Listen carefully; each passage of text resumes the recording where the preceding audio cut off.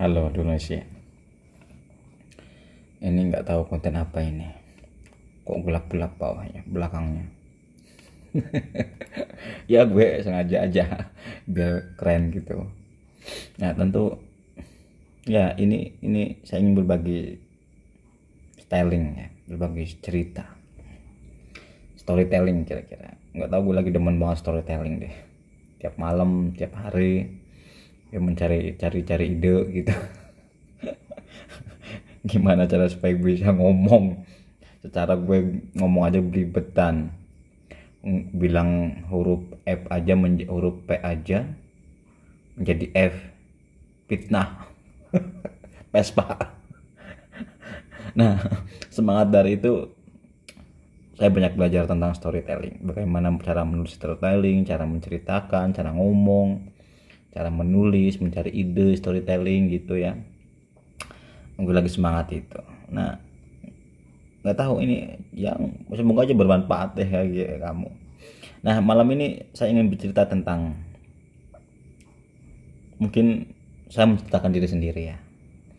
Saya menceritakan diri sendiri. Kenapa saya pengen banget cerita ini? Ini pengalaman saya, ini yang dirasakan saya. Mungkin kamu tahu kan poligami. Ya, poligami. Ntar gue narik napas dulu karena jengkel banget kalau dengar poligami itu. Sakit rasanya. Di sini rasa sakitnya di sini.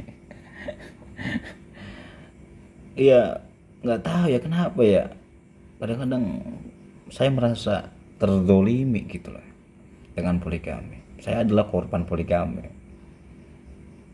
Ya, dibilang saya adalah hasil praktek poligami. Iya, bapak saya poligami dan saya adalah anak yang pertama dari istri muda. Ya, merasakan saya diperlakukan tidak adil ya saat itu.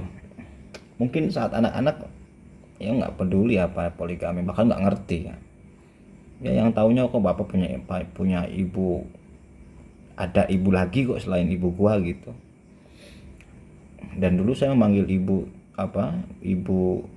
tiri gua, istri bapak yang pertama itu manggilnya emak gitu loh. Manggilnya emak. Jadi ada emi, emak. Nah, emi itu panggilan saya ke ibu saya yang asli. Lalu emak itu saya manggil ibu tiri istri bapak yang pertama, emak manggilnya. Ya enjoy aja, nggak peduli gitulah, nggak merasakan bahwa ini adalah perlakuan yang tidak adil bagi saya. Nah, kenapa saya bilang saya korban poligami?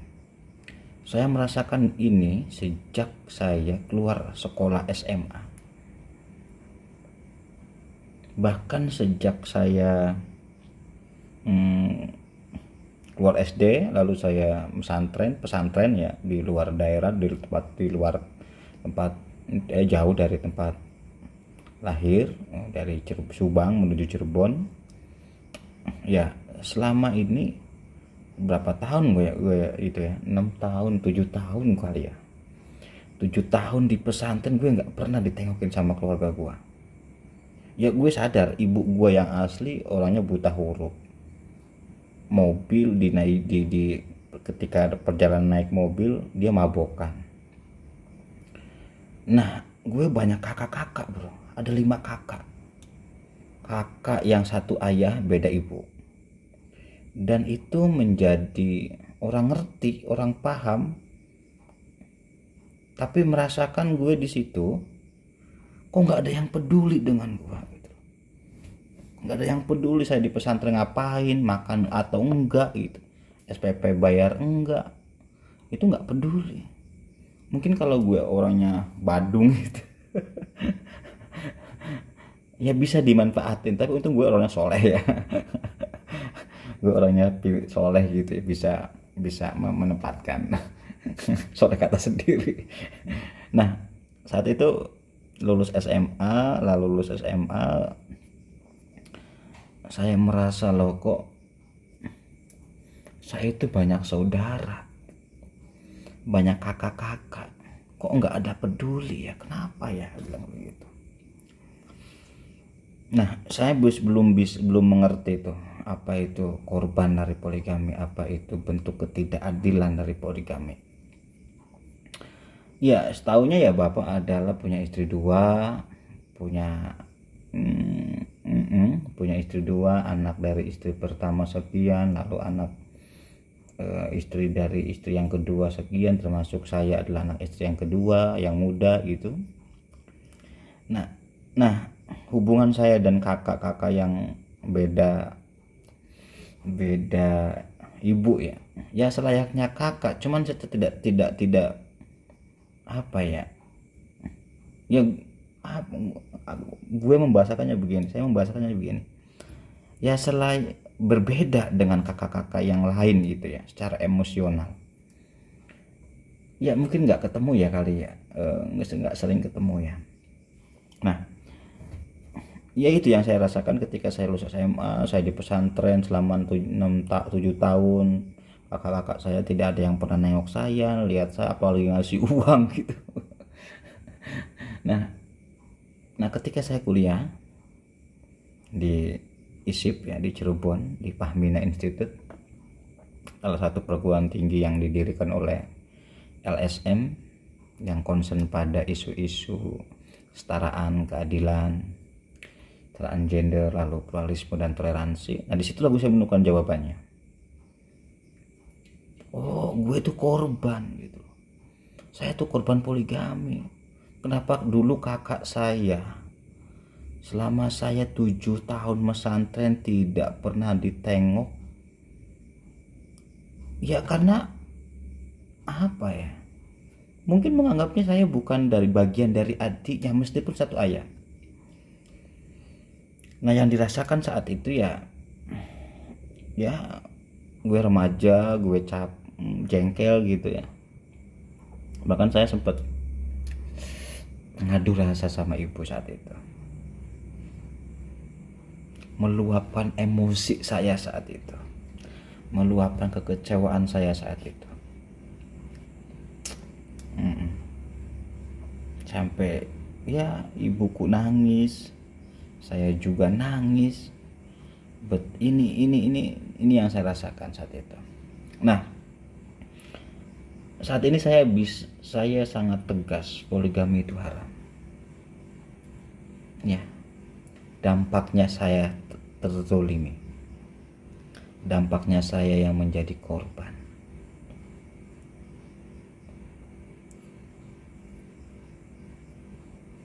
Korban poligami. Nah, ada yang bilang poligami itu sunnah. Nah, saat itu Nabi memang untuk dakwah poligami itu, dan saat itu memang situasi perempuan bukan lagi saat